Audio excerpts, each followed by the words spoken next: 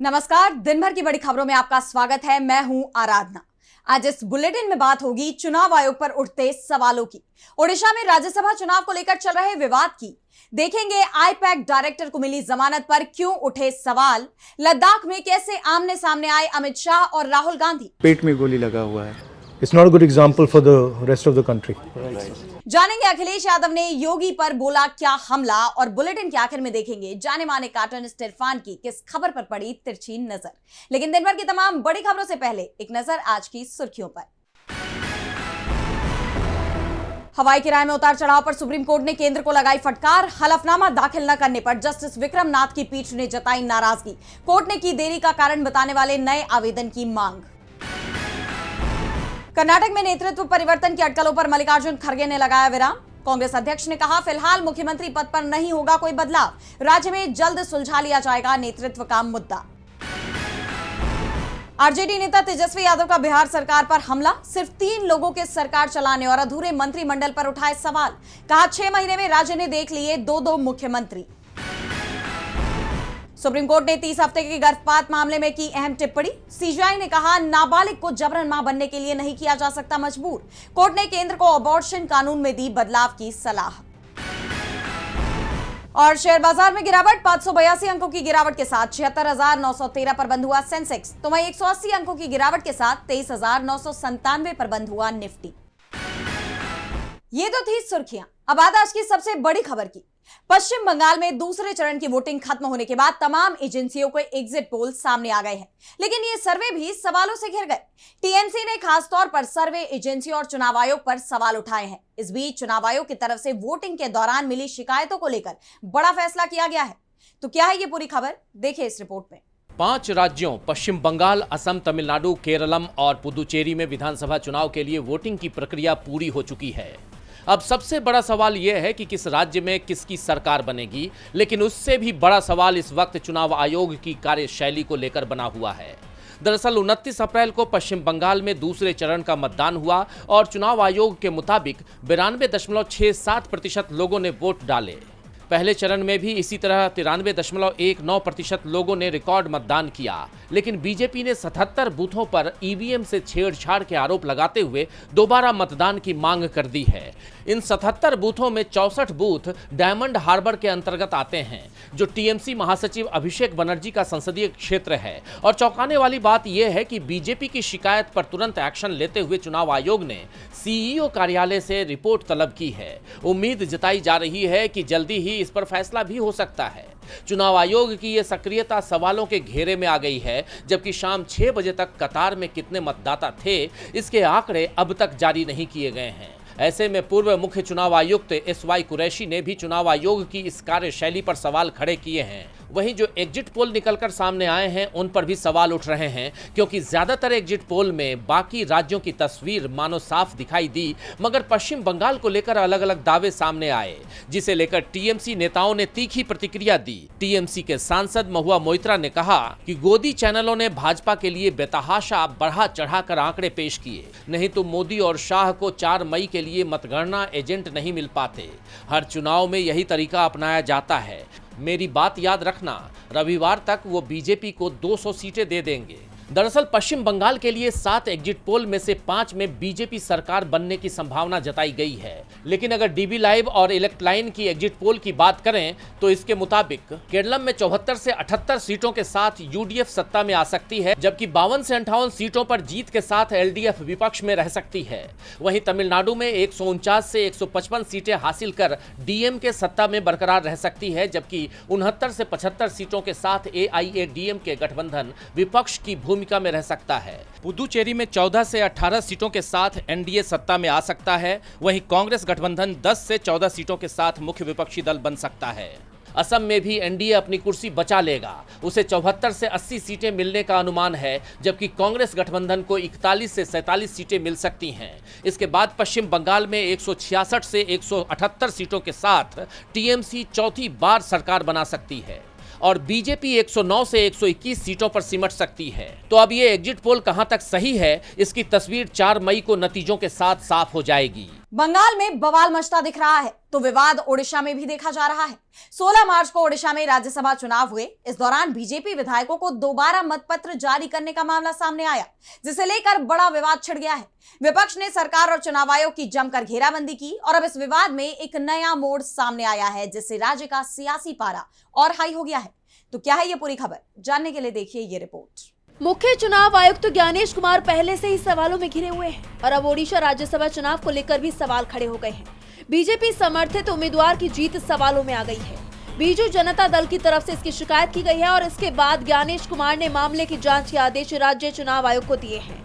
दरअसल 16 मार्च को राज्यसभा चुनाव के दौरान 2 भाजपा विधायकों को दूसरा मतपत्र जारी किया गया था, जिसे लेकर अब बीजेडी चुनाव आयोग पहुंच गई है। बीजेडी सांसद सस्मित पात्रा की तरफ से मुख्य चुनाव आयुक्त ज्ञानेश कुमार को याचिका सौंपी गई, जिसके जवाब में ही आयोग का ये फैसला आया है।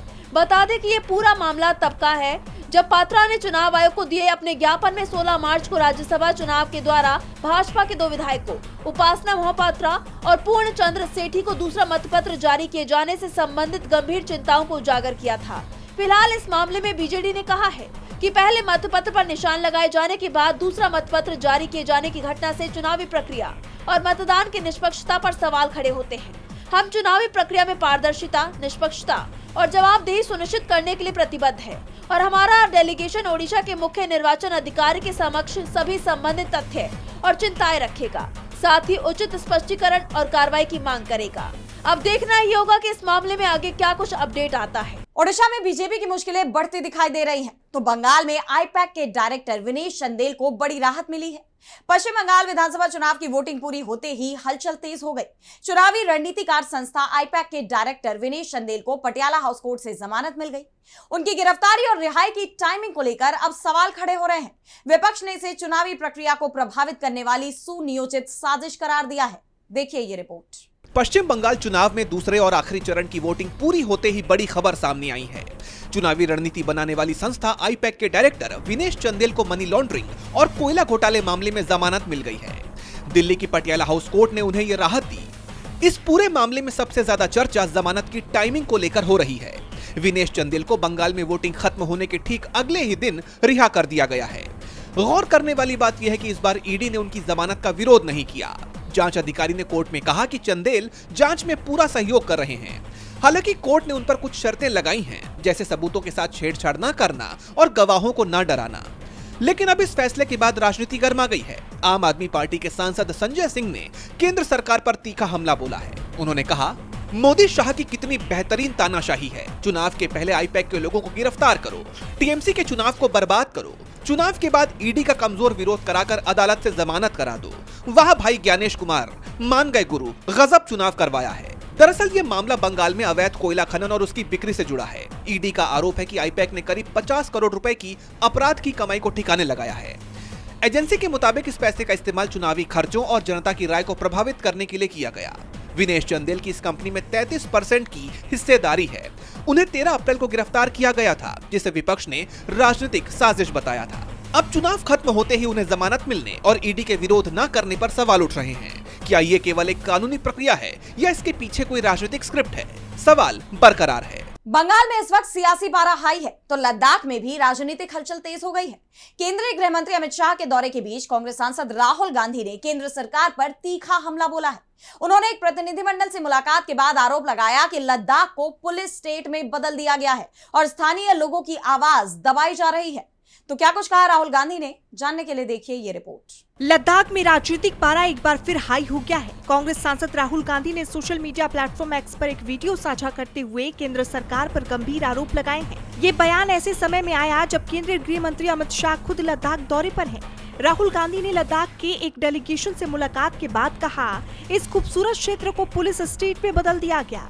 उन्होंने आरोप लगाया कि लद्दाख के लोगों की लोकतांत्रिक आवाज को कुचला जा रहा है और उनकी कीमती जमीन और पर्यावरण को प्रधानमंत्री मोदी के अरबपति मित्रों खासकर अडानी समूह के हवाले किया जा रहा है। राहुल के मुताबिक स्थानीय लोगों की सहमति के बिना बड़े सोलर प्रोजेक्ट्स के लिए जमीनें दी जा रही हैं। राहुल ने एक्स पर पोस्ट किया कि लद्दाख के युवाओं ने मुझे बताया कि किस तरह उनके खूबसूरत आशियाने को एक पुलिस राज में बदल दिया गया है।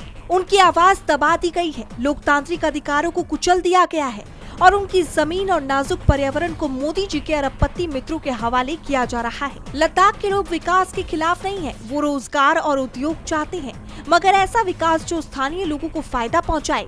आशा है कि अपने दौरे के दौरान गृह मंत्री इस सच्चाई को समझ पाए। वीडियो में प्रतिनिधि मंडल ने अपनी प्रमुख चिंताओं को सामने रखा। पहला, छठी अनुसूची, संवैधानिक सुरक्षा की मांग। दूसरा, राज्य का दर्जा, लद्दाख को पूर्ण राज्य बनाने की अपील। तीसरा, रोजगार, स्थानीय युवाओं के लिए नौकरियों के अवसर। चौथा, लोकतांत्रिक ढांचा, विधानसभा और सक्रिय पंचायतों की बहाली। चर्चा के दौरान 24 सितंबर को ही पुलिस फायरिंग की घटना को लद्दाख के इतिहास का काला अध्याय बताया गया, जिसमें 4 युवाओं की जान चली गई थी।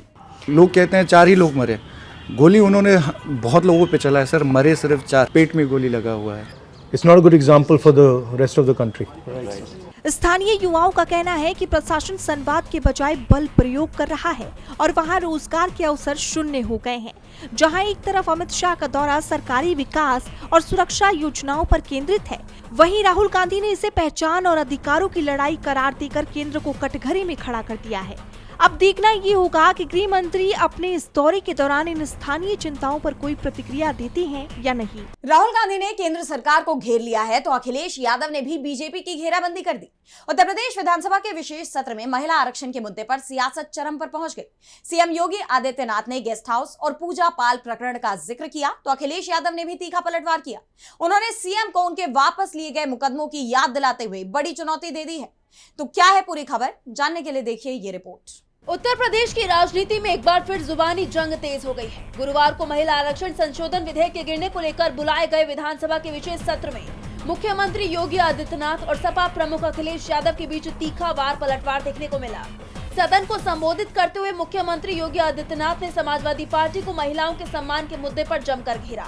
उन्होंने इतिहास के पन्ने पलटते हुए गेस्ट हाउस कांड की याद दिलाई और कहा कि सपा का इतिहास महिलाओं के प्रति संवेदनहीन रहा है। सीएम ने खास तौर पर सपा विधायक पूजा पाल का जिक्र करते हुए कहा कि जब उनके पति राजू पाल की जान ली गई थी तब सपा माफियाओं के सामने नतमस्तक थी। योगी ने आरोप लगाया कि सपा की सहानुभूति न तो पिछड़ों के प्रति है और न ही दलितों के प्रति, वो केवल माफियाओं को संरक्षण देते हैं। मुख्यमंत्री के हमलों के बाद सपा प्रमुख अखिलेश यादव ने सोशल मीडिया प्लेटफॉर्म एक्स पर मोर्चा संभाला। उन्होंने योगी आदित्यनाथ को उनके पुराने मुकदमों की याद दिलाते हुए पलटवार किया। अखिलेश ने लिखा, जो मुकदमे मुख्यमंत्री जी ने अपने ऊपर से वापस लिए थे उनकी लिस्ट याद करके वो खुद पढ़ेंगे या हम किसी से पढ़वा दें, सदन में या सड़क पर। जिसका आप विरोध कर रहे हैं उसी की मैं भूमिका तैयार कर रहा हूं। नहीं, मैं वही आ रहा हूं ना, मैं वही आ रहा हूं। आप लोग देखिए, वही तो मैं कह रहा है। आप लोगों के आचरण को देख करके गिरगिट भी समझा जाएगा कि कौन आ गया है। ये कि ये संसद में आचरण कैसा और यहाँ आचरण कैसा, वह भी समझा जाएगा कैसे रंग बदला जाता है। यानी दिल्ली से लखनऊ पहुंचते पहुंचते जब आधी आबादी के आक्रोश को झेलना पड़ रहा है, अब यहां पर रंग बदल गए। अब कह रहे हैं 33% आरक्षण होना चाहिए। फिर सदन में विरोध क्यों किए? क्यों सदन में विरोध किए?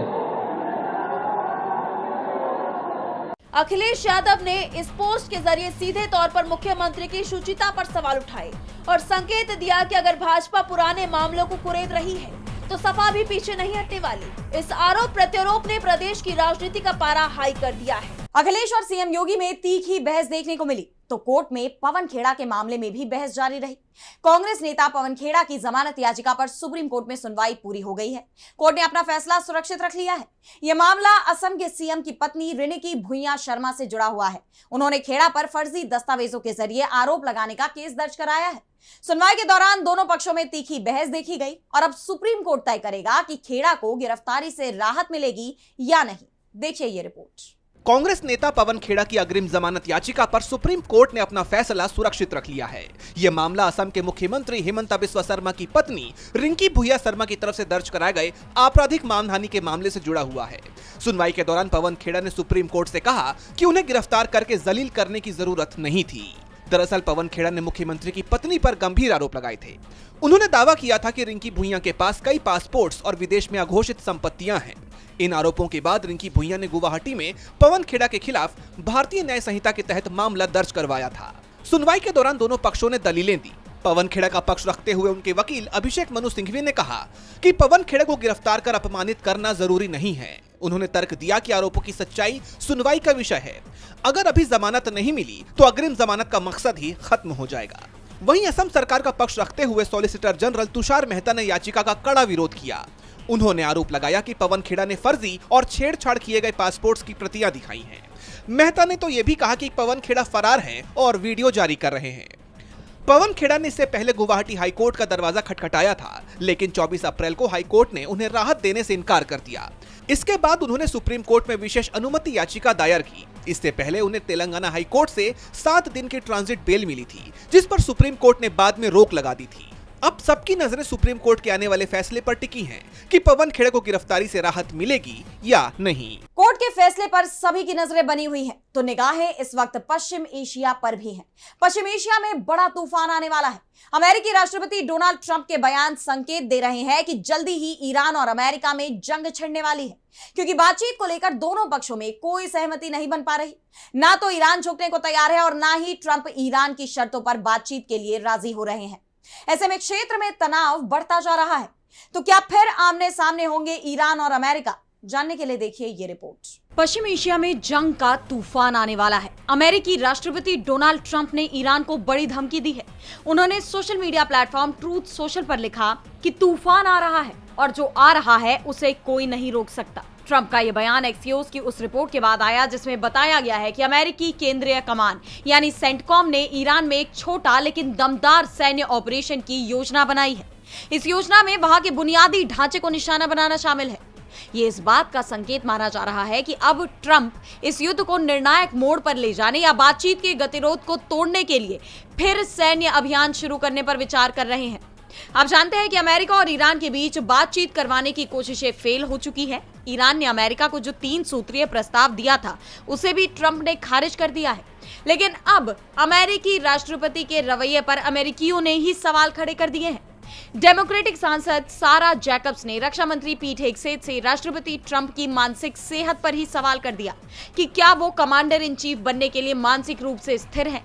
हालांकि हेगसेथ ने इस पर भड़कते हुए इसे राष्ट्रपति का अपमान करार दिया, लेकिन यह साफ हो गया है कि ईरान जंग को लेकर ट्रंप अपने ही देश में सवालों से घिर गए हैं। वहीं ईरान ने भी उनकी ही भाषा में उन्हें जवाब दिया है। ईरानी राष्ट्रपति मसूद पेजेश्कियान ने ट्रंप के हॉर्मुज की नाकेबंदी जारी रखने की बात का जवाब देते हुए कहा कि हॉर्मुज स्ट्रेट और ईरानी बंदरगाहों पर अमेरिकी नाकाबंदी हालात को ज्यादा खराब करेगी। ये कोशिश अंतरराष्ट्रीय कानून का सीधा उल्लंघन है। ये क्षेत्रीय असुरक्षा और तनाव को बढ़ाता है, लेकिन ये किसी भी कीमत पर कामयाब नहीं होगा। पेजेश्कियान ने कहा कि इस जल क्षेत्र में किसी भी तरह की असुरक्षा की जिम्मेदारी अमेरिका और इजराइल की है। वहीं ईरानी नेवी के commander rear admiral Shahram Irani ने सीधी धमकी ही दे दी कि ईरान बहुत जल्द दुश्मन सेनाओं का सामना एक ऐसे हथियार से कराएगा जिससे वे बहुत डरते हैं। यह हथियार दुश्मनों के एकदम करीब है। मुझे डर है कि उनके नेताओं को हार्ट अटैक आ सकता है। जिसके बाद पश्चिम एशिया में हालात और भी चिंताजनक होते जा रहे हैं। और बुलेटिन के आखिर में देखेंगे जाने माने कार्टूनिस्ट इरफान की किस खबर पर पड़ी तिरछी नजर।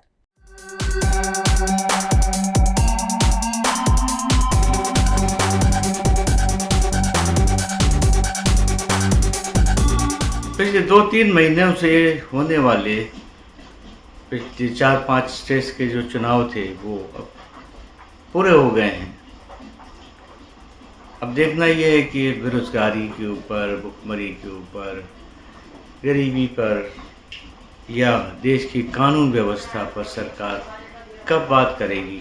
हाँ, लेकिन सरकार ने पाकिस्तान के साथ में युद्ध करने की बात छेड़ दी है और गृह मंत्री जी ने कहा कि भाई हम तो लंबे युद्ध करने के लिए तैयार बैठे हुए हैं।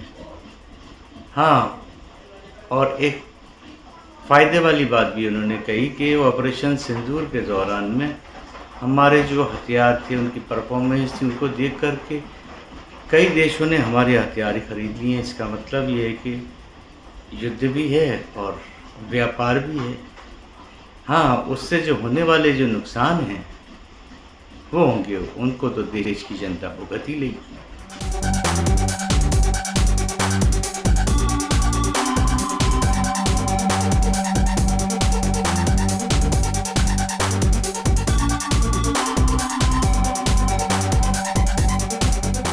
बहुत बहुत शुक्रिया इरफान जी। तो आज इस बुलेटिन में इतना ही। आप देखते रहिए DB लाइव। नमस्कार।